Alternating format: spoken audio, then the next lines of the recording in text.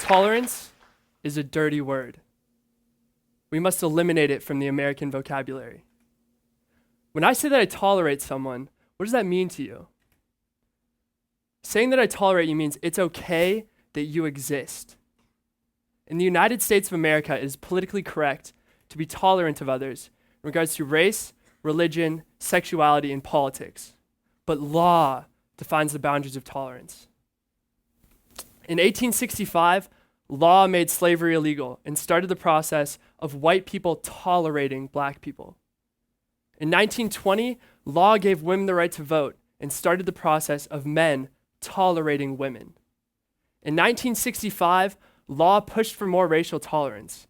And last year in 2013, law mandated the federal government's tolerance of gay Americans. These laws and mandates are extremely significant, but they don't change thought or conversation. They only widen the definition of who is to be tolerated. Tolerance is where we are, and tolerance is the bar our society has set as its highest goal. We need to shift from tolerance to acceptance.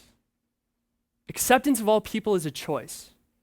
In an accepting society, the people steer the creation of laws instead of following rules out of obligation. But think about America right now. Think about how we converse. We are not an accepting society.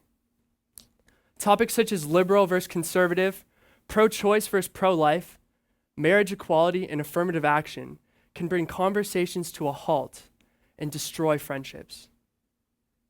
For a country that claims to be based on freedom and acceptance, political collaboration on social issues is non-existent and getting worse. We are worlds away from my vision of an accepting society.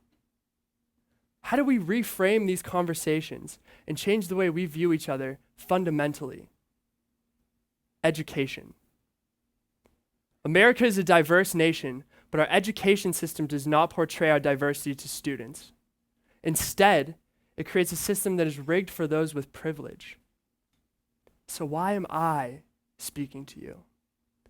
I am a white, heterosexual, cisgendered male that comes from a very loving and supportive upper middle class family. I am the definition of privilege. And changing the conversation starts with me. Imagine a curriculum in America based on the acceptance of all cultures in our nation and in the world. We have a responsibility to teach students open-mindedness. But what would this look like? Curriculum based on acceptance teaches children about diverse cultures, lifestyles, religions, and people's differences around the world. With education, we can foster dialogue with young people, broaden worldviews, and provide a platform for students to ask questions about cultural differences. Imagine a classroom that utilizes technology to connect students from all over the globe. I see American students getting ready for a classroom video chat with students from rural Thailand. They have done their research and they have come armed with questions ranging from the simple to the philosophical. What do you eat for breakfast? What's your favorite subject? What do you want to do with your life? And how do you want to change the world? What are you scared of? What are the issues in your daily life that hold you back? And how can we work together to fix those issues? How do you view our society? What do you know about us? And how can we take this connection a step further? I loved field trips. Everyone loves field trips. That's a field trip around the world. Technology can create a connection that transcends our surface level understanding of cultures. This is a curriculum of thought, not tests, not statistics, and not papers, but ideas about the people around us. So how do we do this? It's not overnight. Acceptance-based education policy needs to come from individual state governments. Some states will have to lead the way, and with time, others will fall in place. But it must start now.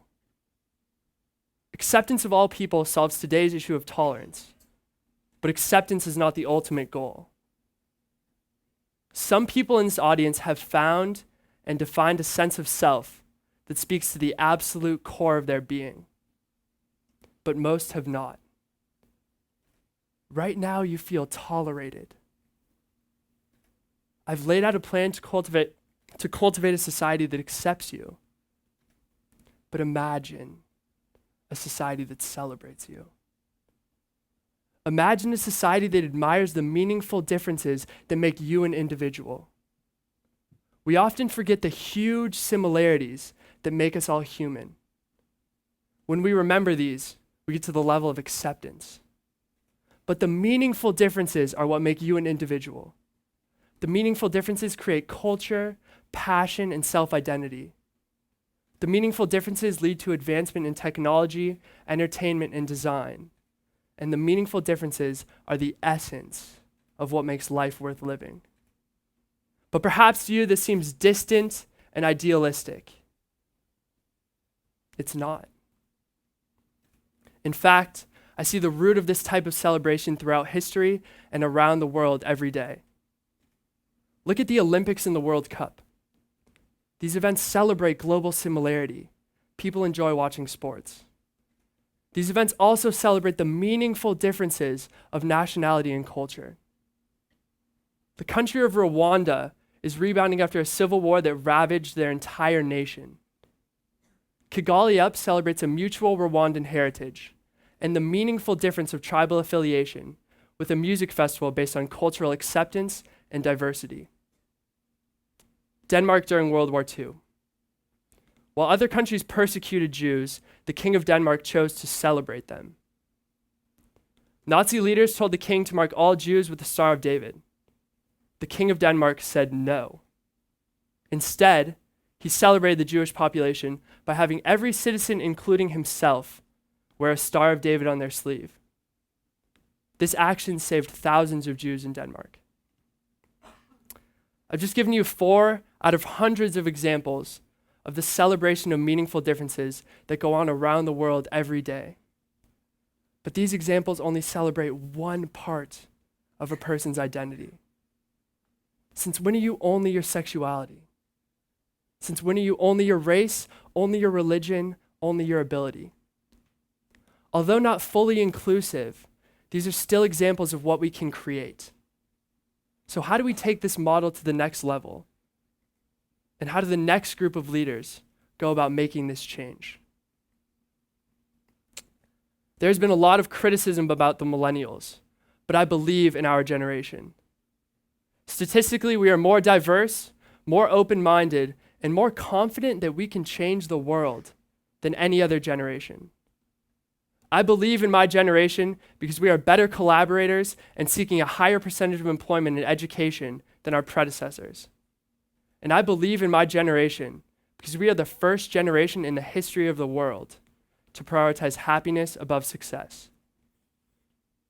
I believe in the students that choose to study abroad and anyone who chooses to participate in global education. The few of us that have had these opportunities have been able to combine study with cultural immersion. We have been able to see and learn from various ways of life around the world and take from each of them ideas that can change our society at home. These experiences can make us thoughtful leaders of the next generation, and our experiences can create lasting change that ripples across the globe. We can create world peace. I am here because I believe that world peace is attainable.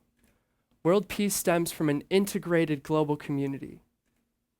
And an integrated global community will not come when we are all the same, but instead when we fully accept and celebrate everyone's meaningful differences.